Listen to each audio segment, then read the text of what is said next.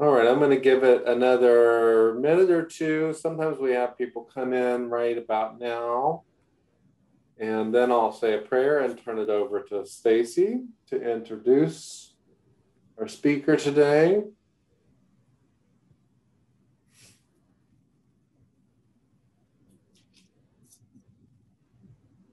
Couple more people coming in.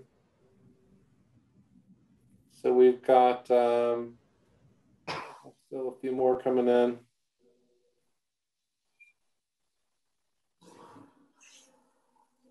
Okay, good morning, everyone. My name is Jeff Martinhawk. I'm a priest at the cathedral, and I am going to open us with prayer and turn it over to our formation chair, Stacy Clayman, to do the introduction of our speaker today. I'm going to say a prayer for the unity of the church. This is out of, as David Tremaine used to say, it's prayer number 14. So prayer number 14, amen, right? Is that all we need to do? No, I'll just, but this is on page 255 of the Book of Common Prayer. Let us pray. Almighty Father, whose blessed Son, before his passion, prayed for his disciples, that they might be one, as you and he are one. Grant that your church, being bound together in love and obedience to you, may be united in one body by the one Spirit, that the world may believe in him whom you have sent, your Son, Jesus Christ, our Lord, who lives and reigns with you in the unity of the Holy Spirit, one God, now and forever. Amen. And with that, I'll turn it over to Stacy. Good morning, everyone. It is my pleasure to introduce to you Jana Riess. Jana is a senior columnist for Religion News Service and the author of many books, including Flunking Sainthood, The Twibble, and The Next Mormons. She holds degrees in religion from Wesley College and Princeton Theological Seminary and has a PhD in American Religious History from Columbia University. She speaks often to the media about trends in religion in the United States and has been interviewed by the Associated Press, the Boston Globe, the Los Angeles Times, the Today Show, MSNBC, and NPR's All Things Considered, Tell Me More, and the Talk of the Nation. Jana is going to talk to us about what can we learn from Mormons about healing divisions. Please join me in welcoming Jana to the forum. Thank you, everyone. It is great to be here. I imagine the weather is lovely in San Diego as usual. I hope you're doing great this morning. So I have a Google slide presentation for you. Now, Stacy, my understanding is we need to be at a hard stop at 45 after the hour. Is that correct? We have till 10 o'clock. Oh, we do? Okay, well, I'll try not to take all that time, but since we're not a huge group, what I would love to do is to go through my slide presentation, but to have you feel free to interrupt me, which there's not a great easy way to do that on Zoom because when I'm sharing my screen, I won't be able to see you raising your hands. So if you could actually just call my name, just say, Jana, I have a question. If you do have a question, that would be helpful. That's one of the problems with Zoom is that I would really love for this to be interactive and not a lecture, but sometimes that's a little hard given the format. So without further ado, I'm going to share my screen.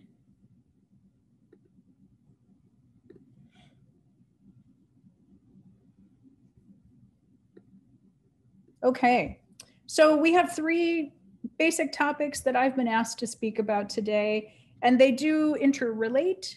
The focus of my research over the last few years has primarily been people who are disaffiliating from religion in America. So essentially the rise of the nuns, N-O-N-E-S, as opposed to N-U-N-S.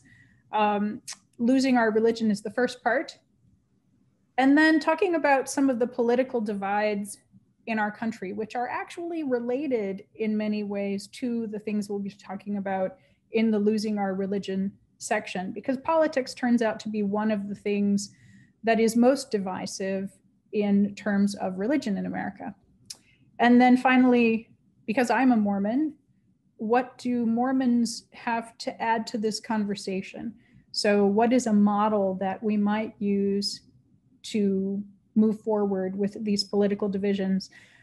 Just to give you a little bit of background about me, I am a Mormon. My husband is Episcopalian.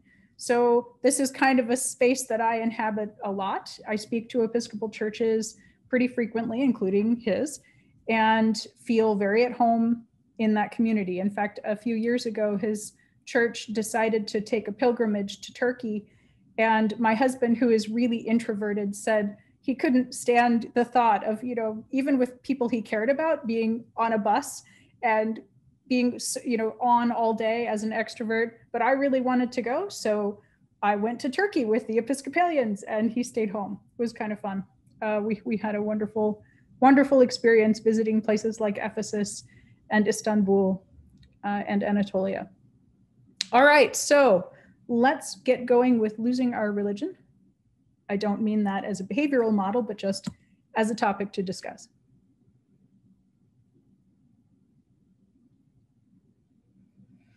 So what we have here, we're going to be seeing a lot of graphs, which I will try to explain, but I'm not going to spend a lot of time on each individual slide. In this one, we have Pew Research Center data starting back in 2007 when Pew did its religious landscape study, and then 2014 when it repeated that study, and then other studies up through 2019, all showing the same basic trajectory. So in 2007, if you look at the top here, you can see that the percentage of Americans who identified as Christian in some way was about 3/4, a little more than 3/4, 78, 77%. And that by 2019, that had dipped down to about 2/3, so 65%. In American religion, religious affiliation or disaffiliation is a zero-sum game. We are not adding so many people to our population that we can just have both of those things increasing without affecting the other. So if you look at the bottom, what we see here is that the category that is the growth category in American religion is actually non-religion. So 16% in 2007, and then by 2019, by Pew's data, that had increased to 26% of the population. And it's been a pretty steady increase. You can see there's really only been 1 year, maybe 2 in there where we've even taken a dip down in the percentage of people who are identifying as religiously unaffiliated. So that is the trend line, that religion in general and Christianity in particular are declining in America numerically, and disaffiliation or non-affiliation is on the rise. So can I ask you a question? Yes, please do. You said to interrupt, so I'm not going to be shy. I'm glad you're setting the standard here. That's good. Okay. I know some recent studies have talked about not, maybe it's what you're calling non-religion, and I'm going to be embarrassed because I'm not sure I know what I'm talking about right now. But I think that non-worship attendance is in the majority for the first time, or something like that. That's been a recent thing. Mm-hmm. This makes it look like the unaffiliation number, I think, is smaller than I expected, I guess. Mm-hmm. Do you have any information on that, or can you speak to that? That is such a good question. So you don't need to be embarrassed at all. It's an excellent question. Okay, in social science, sociologists of religion talk about the 3 B's, which are belief, belonging, and behavior. So belief is your theological tenets. Belonging is whether you identify with a particular religious tradition, and behavior is what you do, including worship attendance, as you mentioned. Behavior is always the first to go, okay? So what you're saying is that if a majority of Americans are no longer attending religious services every week, that's going to be sort of the canary in the coal mine religiously, and then it's going to start affecting belonging, which is what we're seeing here in this slide. And then finally, belief. I don't have data on this today, but if you look at Gallup about how many Americans believe in God, like the percentage of Americans who believe in God, it's still very robust. It's very high. Belief is the last thing to go in the secularization process that we've sort of charted in other countries. Does that answer your question? Yeah, that's very helpful. Thank you. And so this is the belonging, you said. Exactly. Okay. Right. Thank So this is the belonging. The numbers for behavior would be more alarming. I don't want to depress everyone at 9 o'clock on a Sunday morning. You know, there are good things here too. This is not maybe one of the good things. So with this data, we saw that roughly a quarter of Americans have said that they are non-religious. But what we need to recognize is that there's a strong generational component to what's going on. And for young adults, the percentage who identify as non-religious is actually considerably higher. So this is PRRI data. This is from 2016, and it was basically 4 in 10.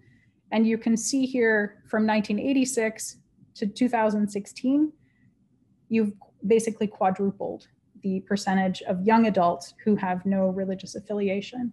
One of the questions that I hear a lot is, isn't this just what young people do?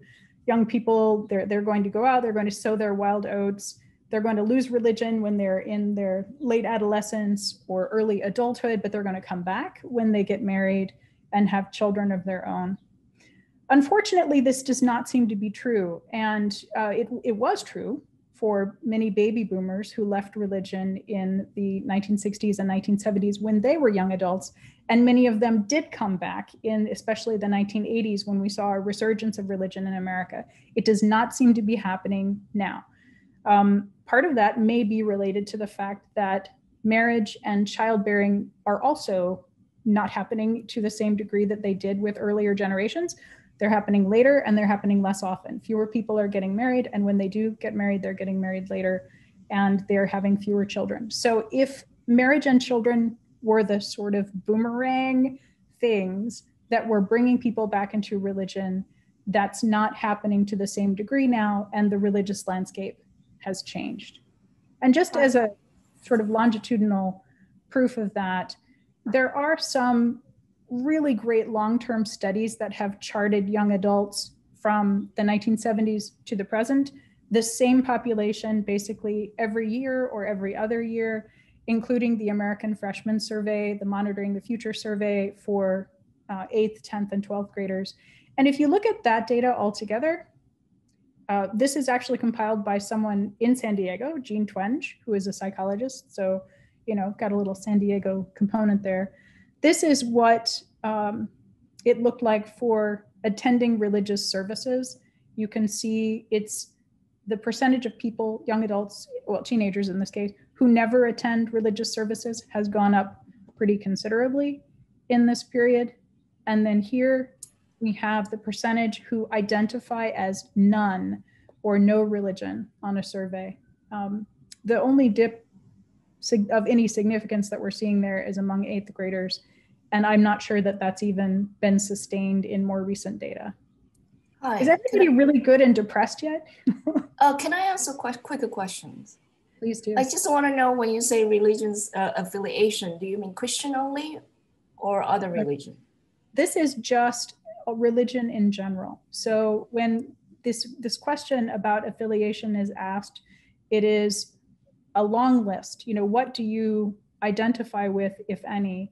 And on that list, they have several different kinds of Christianity. They also have Buddhism, they have Judaism. Then they have usually 3 categories of non-religion.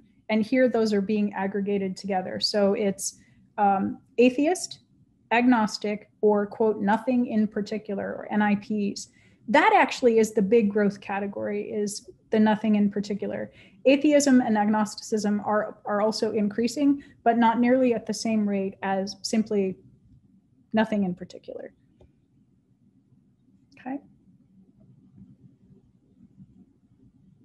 Just a few observations about where we see this happening the most. The declines are actually sharpest among girls, at least most recently, and that's a change from what is typical, because overall it's men who are more likely to disaffiliate from religion.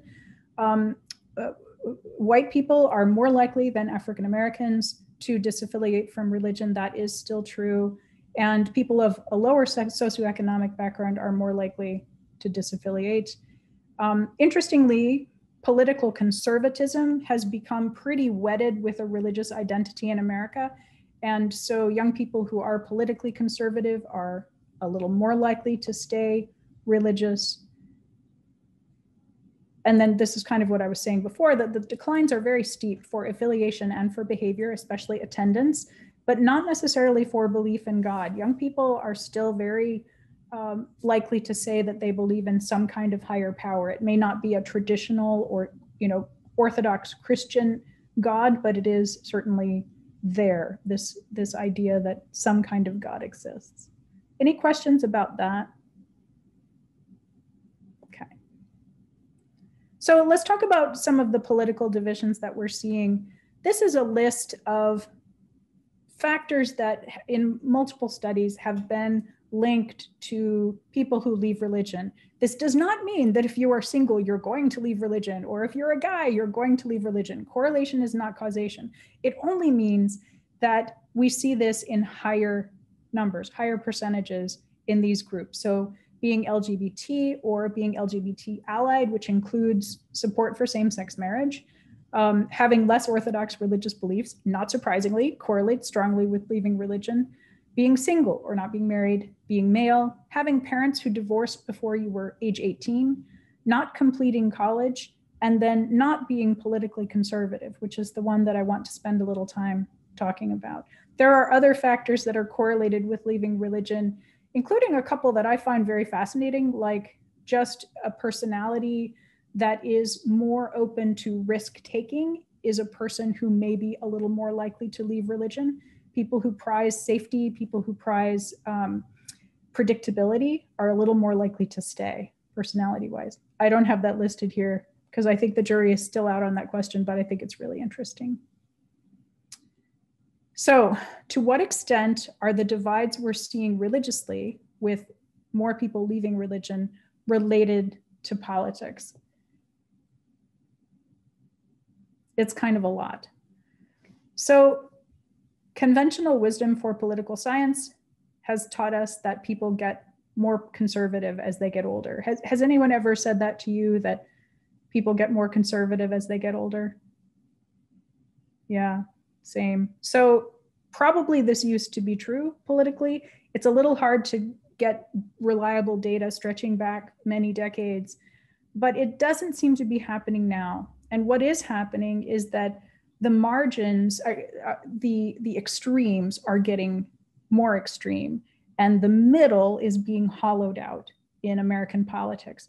So that's actually true for every generation. Let's just take a quick peek here at what's going on with Generation X, where we have some data going back to the year 2000. 14% of Generation X said that they were liberal Democrats, and 21% in 2016 said that they were liberal Democrats. It's true on the other extreme as well, because in 2000, 19% said that they were conservative Republican, and that was 23% in 2016. So you can see that the middle categories are getting a little smaller or staying the same, and the more extreme categories are growing.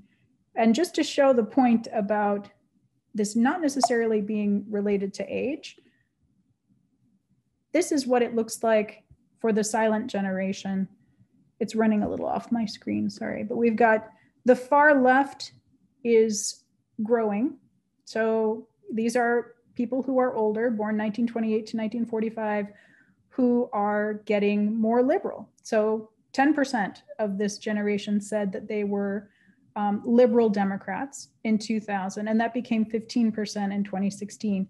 And then the same thing is happening on the right, where we're seeing the numbers go from 25% in 2000 to 36% in 2016. And again, the middle categories are getting smaller.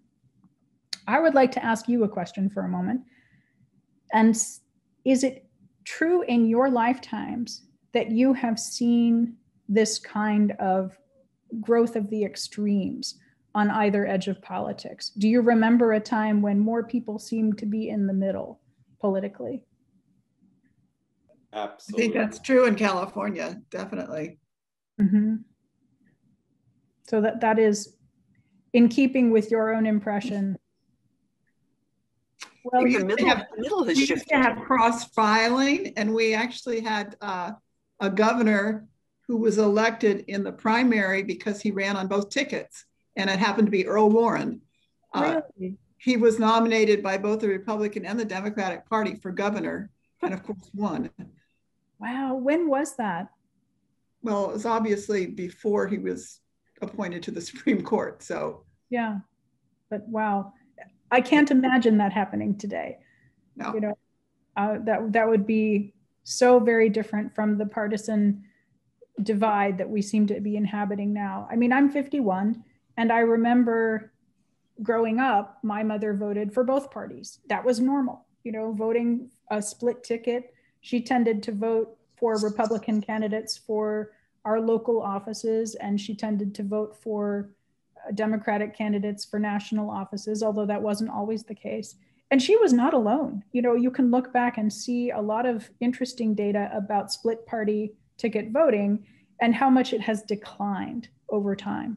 So this is the reality of the situation that we're inhabiting now.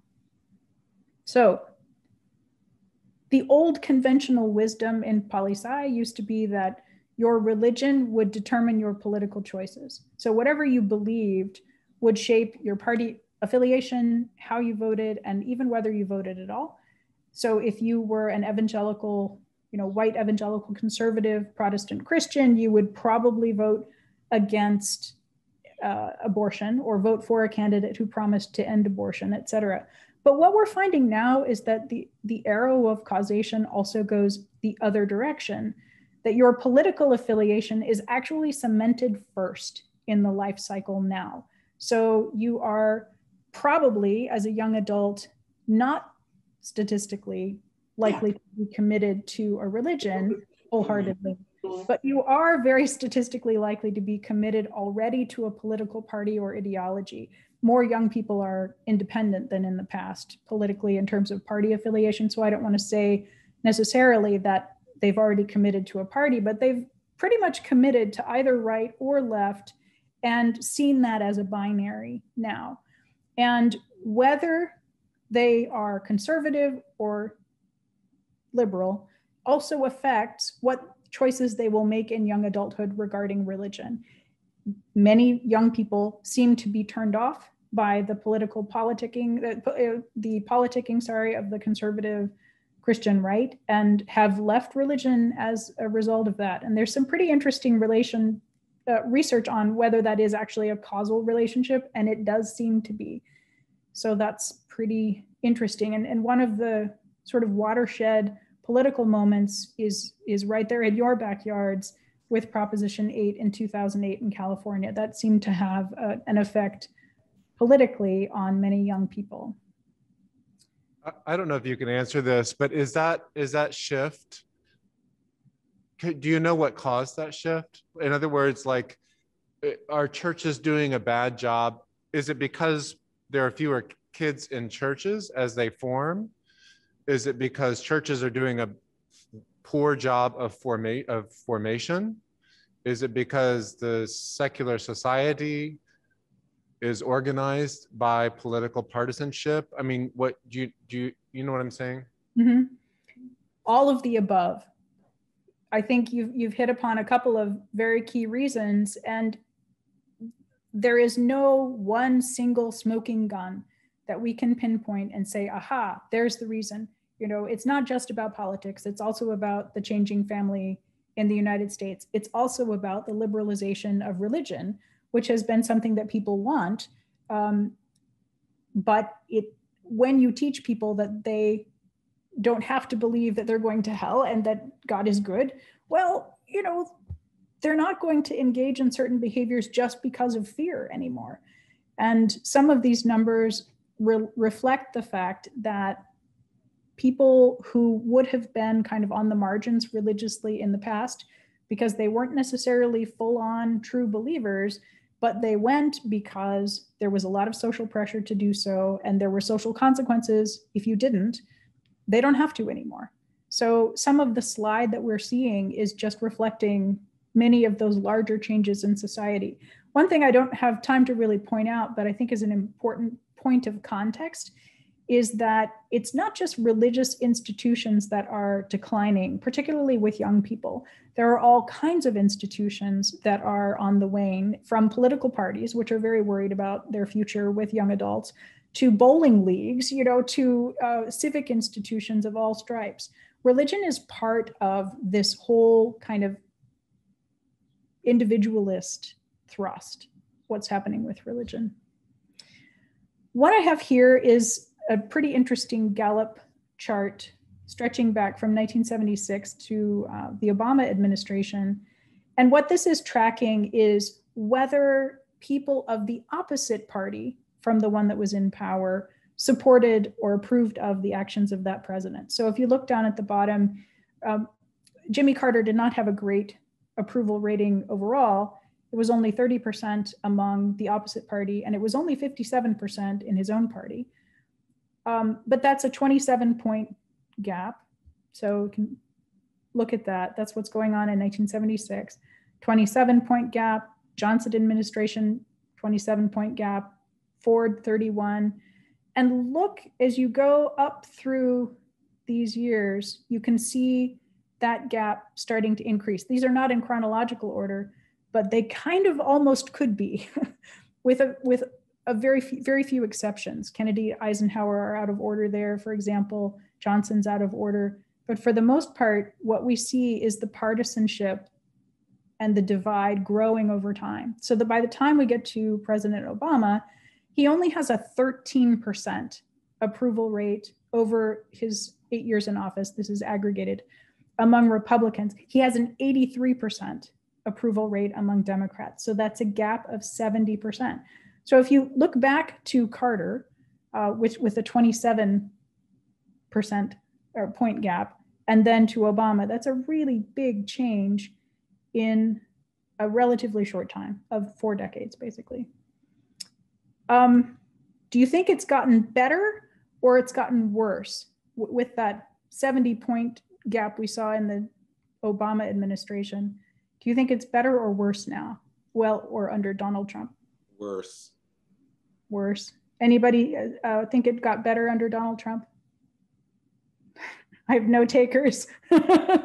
You're right. It did not get better. In fact, the gap was 92 points in the Trump administration. So what that means is that on the eve of the 2020 election, 95% of Republicans said that they approved of the president, and only 3% of Democrats.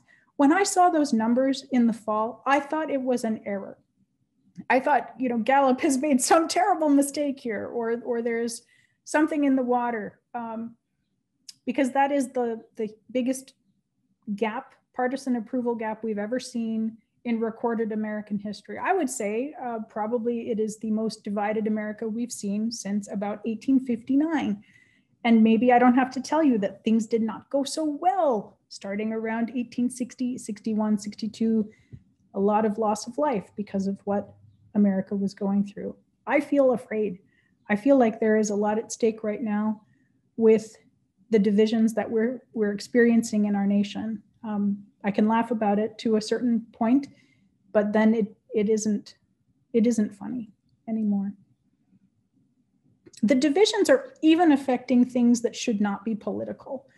So this is very recent PRRI data. This is just from 2 months ago about vaccine acceptance, hesitancy, and refusal by political affiliation and by where people are getting their information, which is another major component of the divides that we are seeing now, which is that as mainstream media has broken down and niche media has arisen to take its place, we are only consuming news from outlets that we already agree with.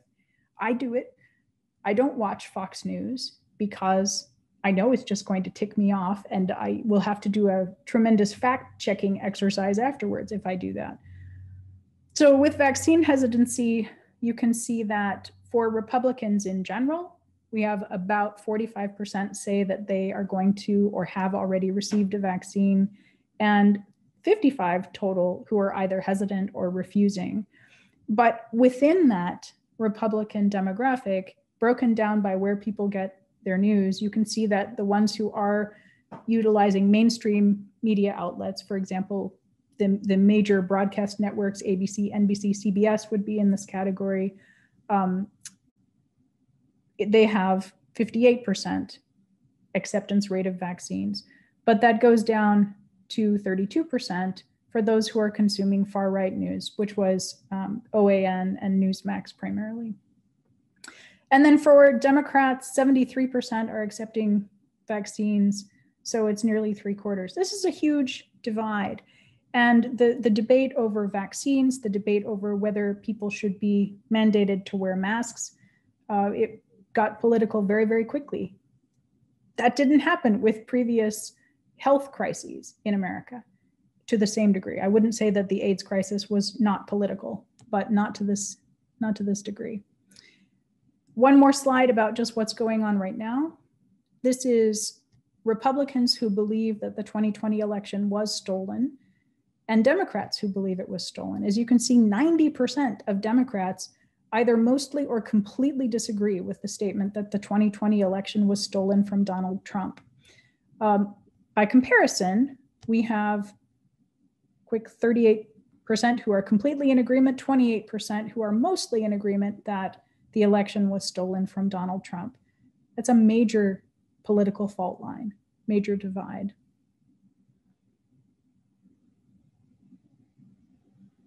Again, if you look at where people are getting their news, it's pretty interesting and pretty telling. It's not necessarily Fox News that is the problem, because other news outlets further to the right, as we've said, have arisen that are peddling this narrative that the 2020 election was stolen from Donald Trump. So it becomes kind of a self-perpetuating fallacy. And 74% of Republicans who watch far-right news believe that the 2020 election was stolen from Donald Trump. So that is where we are. It's not a very pretty picture, is it? Jana? Yes, please. This is a question not related to where we are in your talk, but rather to an earlier part of your talk. Sure.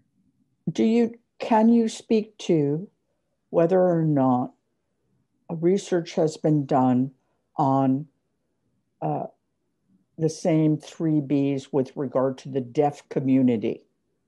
Oh, I have no idea. Can you tell me more about the background of your question? Certainly not related to your specific talk, but rather an interesting way to slice it would be those people who are deaf or hard of hearing, like me, see themselves as having a disability versus those individuals who see themselves as not disabled, but rather culturally different than the mainstream. And so I'd be interested in how that gets reflected in terms of religious participation. That is a great question. I'm not aware of any data about that, but I haven't gone looking for it either. So that would be a very interesting rabbit trail to follow for Google. If you Googled study, deaf, religion, disability, that could be pretty interesting. I do know that my daughter is on the autism spectrum, so I have done a little bit of poking into how different religious groups are handling disability. And that in itself has become a pretty encouraging point of growth for a lot of religious groups, as they recognize that not everyone is going to be able to enjoy or follow the same kinds of religious services that we've had in the past, that it's unintentionally excluding people with different abilities, disabilities, neurodiversity. So, but I'm not aware of any statistical research about how that might affect religious affiliation or disaffiliation. Any other questions about? Yeah, I had a question. I'm wondering, this is very important data, and thank you for sharing it, very disturbing data. I'm wondering if the belonging isn't a driving force. I'm thinking of 3 mediating factors. First, you may be familiar with the study by Myrna Weissman out of Columbia, looking at the risk for suicide. And she found that if the parents expressed, they said that spirituality was important to them, it reduced the risk of suicide in their offspring, irrespective of the beliefs of the offspring, by 94%. There's, and there's no other factor that we can find that seems to reduce the risk of suicide. I'm also thinking of the factor, and I think Stacy could probably address this, in addictive disorders. I may use opiate disorders if I may, that if the man in the relationship is involved in substance use disorders, then his partner also is more likely to get involved, just because if I'm using a female, she wants to maintain the relationship. So she'll go along with that. And that also may be true for political affiliations. I understand now they have on dating apps where you can check out someone's vaccination status. and older people to, if you want to continue to be part of the bowling league or you've got to have the same political and religious affiliation. So I think your point about belonging is a very strong one. And this idea of identity politics, I'm wondering if you think that is what's contributing to this loss of the middle. I remember hearing a talk many years ago by a Kansas moderate who was lamenting the loss of the middle, and his concerns have obviously borne fruit. So if you could speak to those factors. Great question.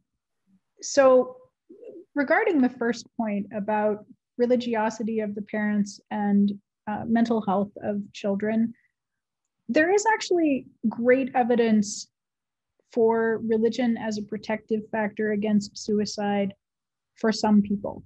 And then there is also evidence that religion may be a contributing factor to suicide for other people, and particularly for LGBT individuals. So it's a complicated picture. For the majority of people in the United States, this research that I was looking at is just America. For the majority of people in the United States, religion does seem to act as a protective factor against depression, anxiety, and suicide, and also certain physical health problems, just a little bit, but enough, a modest but statistically significant difference. But for people who don't fit in to the model that is put forward in many religions, particularly LGBT people who grow up in conservative religious traditions, they are at a higher risk for suicide if they are religious.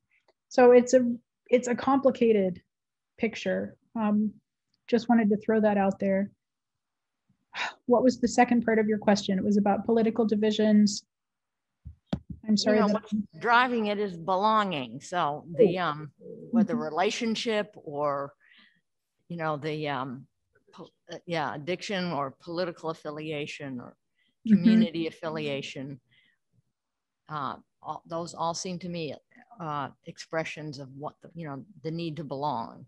Yeah, and what is really sad to me, I'm an extrovert and a joiner, so maybe you should take this with a grain of salt, but as our affiliation in all kinds of institutions has decreased, our anxiety levels as a society have increased, particularly for young people. And there is apparently a direct relationship between how involved people are with affinity groups, organizations, how many close friends that they say they have. If you have 3 or more close friends that you feel that you can be honest with and you can talk to, you are far less at risk for anxiety and suicide.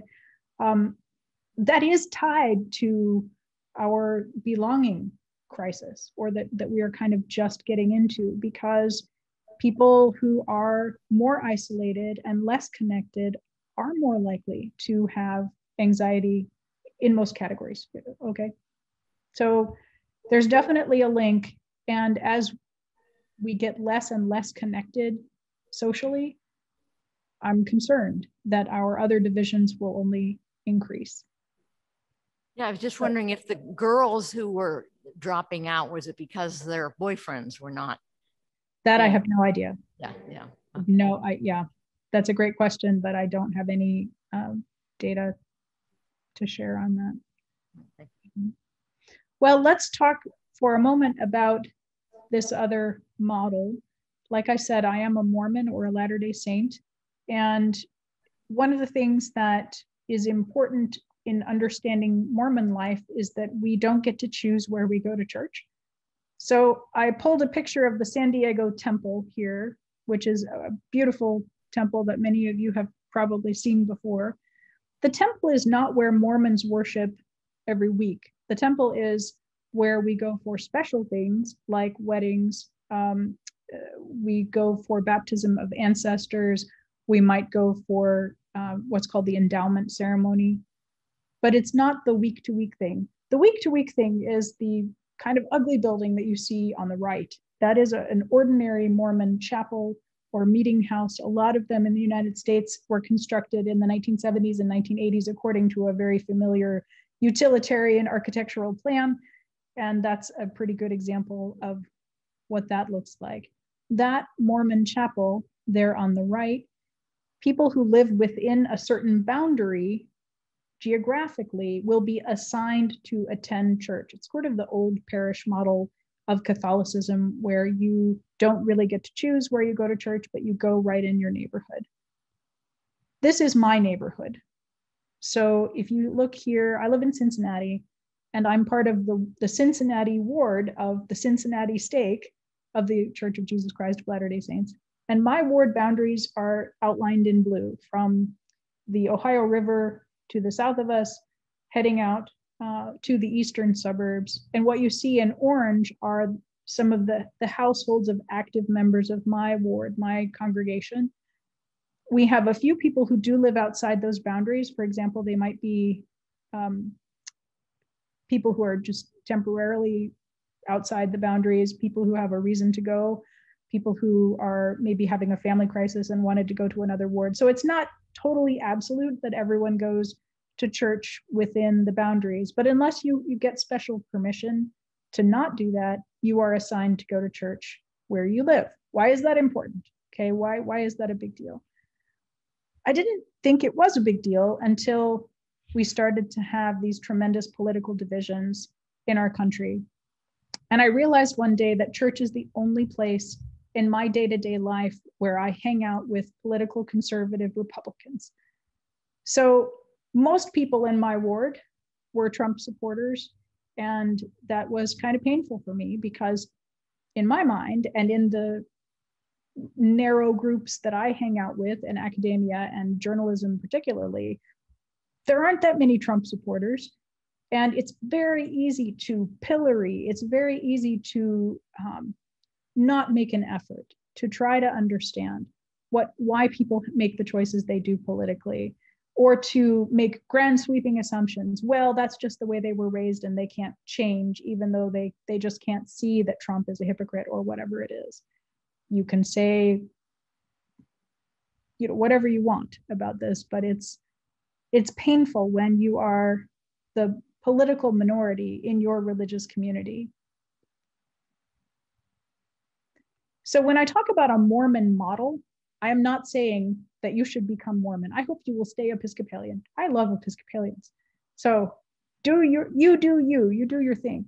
But what I do want to encourage people to do is to find some area of your life where you're not in a bubble and you can't be in a bubble, so that you can submit yourself in a very regular, in a conscious fashion to situations where you have to befriend people who are really different from you. And unfortunately, we don't do this in general because it's acutely uncomfortable to do this. But religiously, we are less likely even to do this. Religions are more racially monolithic than many other of our institutions in America. Martin Luther King said in the 1960s that 11 o'clock on a Sunday morning was the most segregated hour in America. It is even more true now. Schools are actually more segregated than they were in the 1970s, so just after desegregation. And so there has been, not just racially, but also ideologically, this sorting of Americans so that we can inhabit these very comfortable bubbles.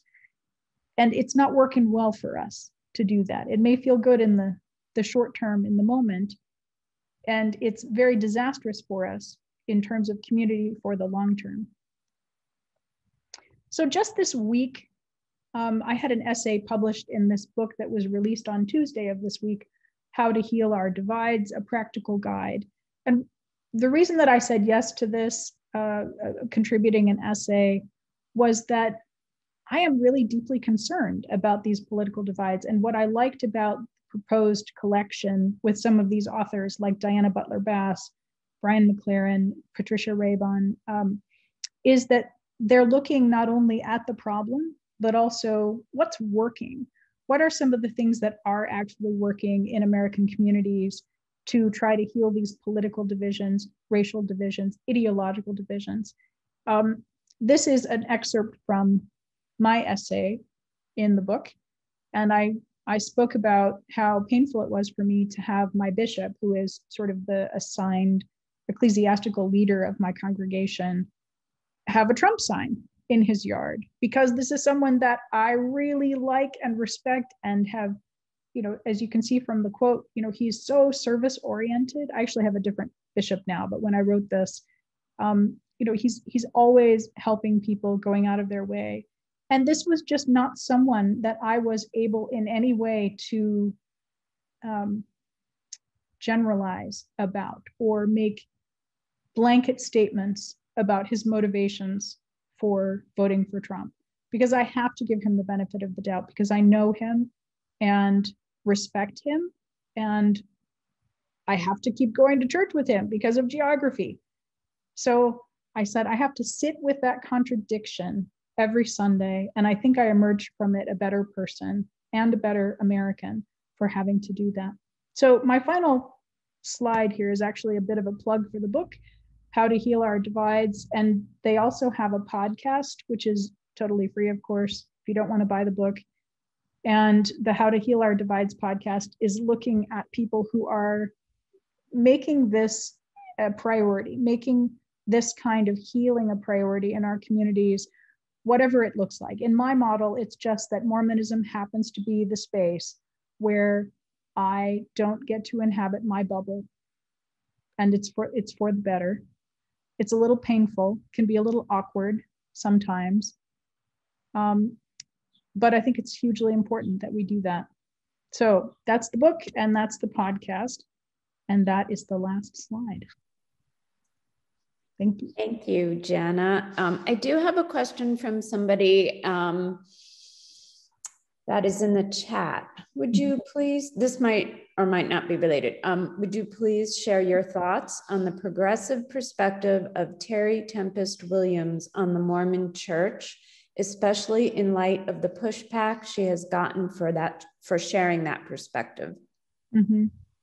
Yeah, Terry Tempest Williams is a beautiful writer, and it is Mormonism's loss that she chose to leave the church. Unfortunately, we have managed to lose a lot of our most creative and brightest thinkers and writers. She talks specifically about patriarchy and how incredibly difficult it was as a woman to be involved in the Church of Jesus Christ of Latter-day Saints. And I completely share that. You know, I feel that frustration regularly. She is an interesting case, though, in that if you know what to look for, you can see Mormonism all through her writing. You know, the connection to ancestors, which is a hugely important part. Like in When Women Were Birds, where she opens it with this story about her mother's death and how her mother had kept all these journals and then bequeathed them to her upon her death. And then the journals, well, I don't want to give it away and tell you what was in the journals, but all of that is so Mormon. Mormons are inveterate journalers and very concerned about what kind of legacy we will be bequeathing to our offspring and posterity. So Mormonism, she's not affiliated anymore with Mormonism, but I think that it still very much creatively has an influence on what she writes about.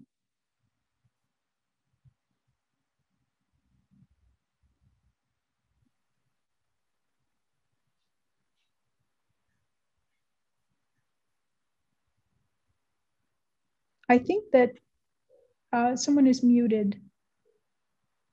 All right. Well, I commend you for this very elucidating talk. I'm reminded of F. Scott Fitzgerald's comment that the sign of a first-rate intelligence is that you can hold two opposing ideas in your head and still function. So I think that,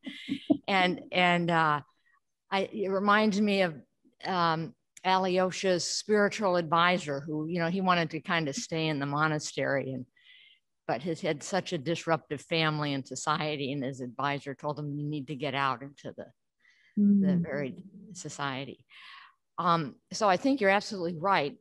My question is, when you go into the church, the Mormon church, and you hear these, excuse me, but how else to call them, untruths, that the election was stolen.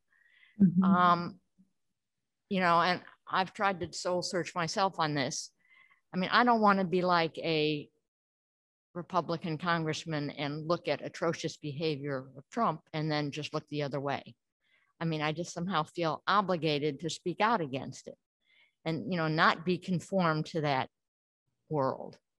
So how do you speak the truth in love, so to speak, and you maintain your bonds? I mean, maybe you talk about something else other than politics, but when you're confronted with something that's not true, you know, if you bring it up, you're probably either going to be ignored or subject to defamation or retaliation or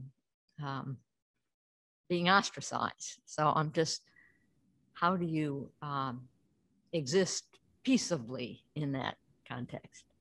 That's a great question, and I'm better at it some days than I am at others. I continue to be a Mormon because I feel that is where God calls me to be. If that changed, I could have a maybe easier life. I liked what you said about peacemaking, and I do try to choose my battles. I think that church needs to be a safe place for everyone, and it also needs to be a refuge for my ideological, you know, opposites, that they deserve to have church be a safe place as well. And so I don't talk about politics at church, and tend to try to shut it down if I'm ever teaching a lesson where that comes up. With, you know, sometimes the same people will just always bring it up, and you just have to keep reminding them that church is not the place where we talk about this. I have, for, you know, my own venting, I have a column that I write twice a week for Religion News Service, where I can talk about my political views and connect them with Mormonism.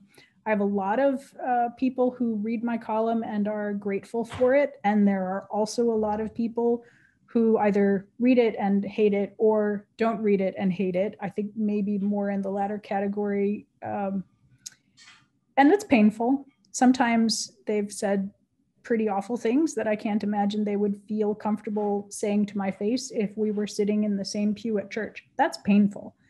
It is really painful. In terms of peacemaking, I try to, if I'm criticizing a point of view, to not personalize it. I don't talk about my bishop, for example, on my blog. He's a person that I care about and would not want to out in any way. So that's a key thing as well, is putting people above politics, putting relationships above being right. But we're also living in a time where, frankly, some of the things that are said are simply verifiably false. And you, as a Christian, also have a responsibility to stand up and say, that's not right. What Paul said, I think, is instructive.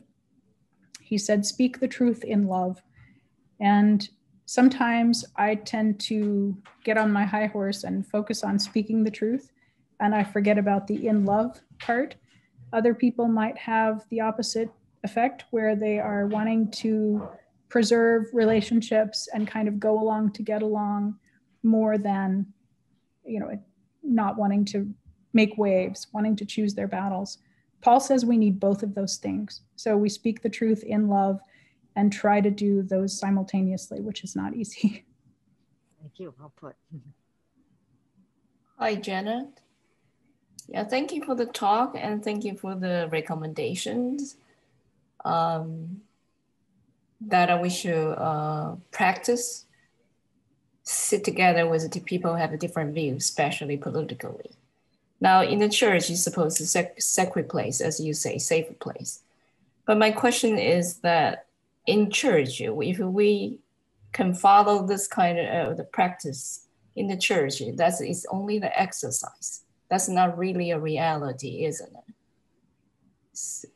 How do we exercise this, whatever we call it, the Christian love, and to the really reality, this society? I feel there's still disconnections of that. Do you mean that we're sort of having this in the laboratory of the church, but we're not necessarily carrying it out into the world? Yes. Yeah, and I think that happens too. I've presented a fairly maybe idealistic view of Mormonism, that we all have to go to church together and talk about these things. That's true. But on the other hand, for the other 6 days of the week, we're often still inhabiting our own silos and still preaching only to our own people who agree with us. So the struggle is absolutely real. I think you've pinpointed one of the problems with it, which is how do we incorporate this as a daily spiritual practice? Focus on the relationships, I think, is the key. Thank you. Thank you. If we want to find your column, could you either put in the chat or you can send to me and I can send it to the congregation? How would we find your weekly column or your twice weekly column? I am just, I'm Googling that so that I can get you to, I can get you a nice link here. Here we go.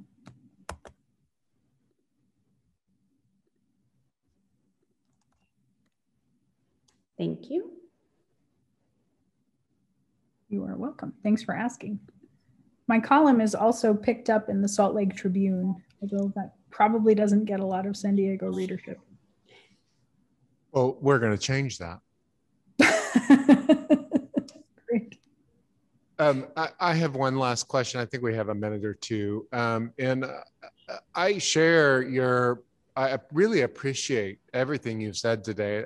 I have just really been enriched by your presentation and your courage and hope that by resisting the temptation to live into hardening our edges and living on the margins of polarization ourselves, that is the way to heal the divide. Mm-hmm. And I appreciate that. And I don't want to do it because I want to dig in my heels and sharpen my edges, but I know that's not what I'm called to do. And at the same time, something the our bishop here talks about a lot is the challenge of that maybe, or what she wonders about, I've heard her wonder about a lot, that makes me wonder about it as well, is on the progressive side, if we wonder about this, to have this conversation and create these relationships, does there need to be the same spirit of inquiry on the other side? Mm-hmm. How can we bridge this divide unless we're both willing to enter this conversation with a spirit of charity and compassion? Can you speak to that at all? Has that been your experience? And what in your situation that you've described as a political minority in a conservative church, we have more of the flip side here at the cathedral, I think. And maybe it will build some empathy for us to hear what it's like in your position to be in that situation. Wow, these are such good questions. I don't have this all figured out. In my better moments, I am able to try to build those connections with people who are very politically conservative and find other things that we can share and talk about, which I think you have to find common ground. If it's not political, you have to find it somewhere. Sharing our vulnerabilities is key, because particularly in these situations politically where we're so embedded in our own point of view, we have to be willing to acknowledge that we may be wrong about that, or we may be wrong about other things, maybe not. But that's a good opener for conversation, is vulnerability. In my not so great days, like when you said that, what if conservatives aren't having those same connections or commitments on their end to trying to listen to people who are more liberal? Oh boy, do I hear that. Yeah. And that's a frustration for me. I don't have an answer so much as just to say it happens, and it's really tough. Yeah. Well, okay, here, one final thing just to say, we're Christians.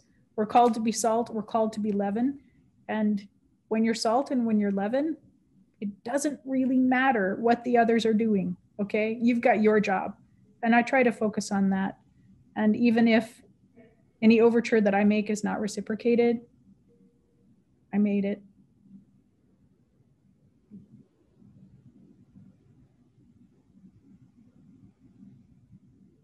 Any last minute questions?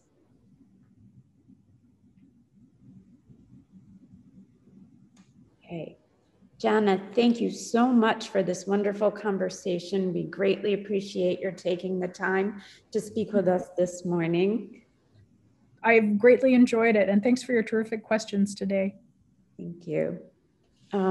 Next week at the forum is Diana Cho. She will return, and her presentation is Kings, Queen, and Parables: How Christian Art Has Changed in Time and Place. Thank you, everyone. Have a good rest of Pentecost. And one quick reminder, Stacy, do you want to give be on the lookout for? Yes, the Adult Formation Committee has developed a survey, and it will be coming to you tomorrow by email. Look for it in your spam box, perhaps. And please do take the time to fill it out. We spent a long time creating this. We want to hear from you. You matter, your opinion matters, and we want to know how best to serve you with education and your spiritual well-being moving forward. Thank you. Thank you. Goodbye. Thank you.